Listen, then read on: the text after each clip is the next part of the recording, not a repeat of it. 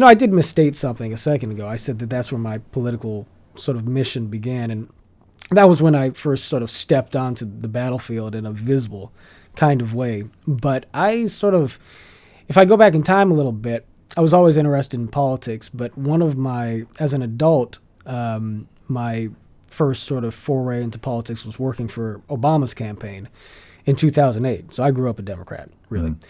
And I was very much taken with the message of Obama's campaign in 2008 because I was taken with the idea that, as he stated in his keynote address at the Democratic National Convention in 2004, this idea that we are not a Black America, white America, or Latino America. We are the United States, that there's not a red America or a blue America, but we are all Americans. I saw that perspective as essentially being in line with the ethos of Martin Luther King Jr. and this idea that in order for this nation to live up to its greater potential, we needed to sort of transcend judgment on the basis of race, and also King would have also agreed political party, and to return to a more fundamental way of assessing each other as human beings on the basis of our shared humanity.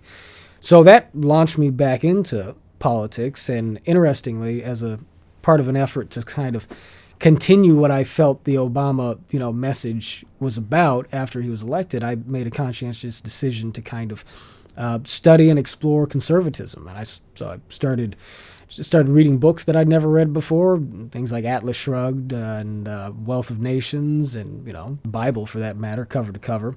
A little bit of a different subject because I was also in the midst of a religious conversion at the time, and kind of found that after a while, and I also started studying African American history from a more conservative point of view as well.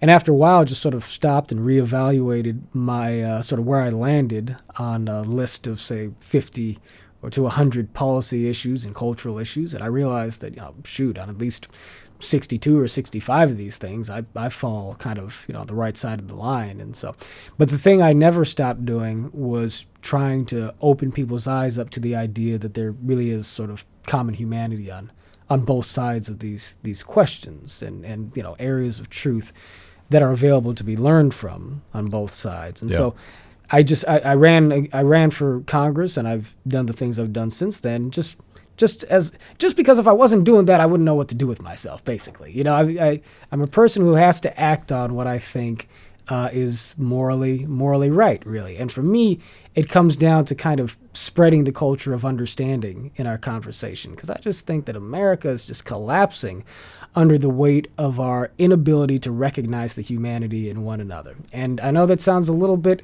generic or cliche, but I don't think anything could be more real in this moment.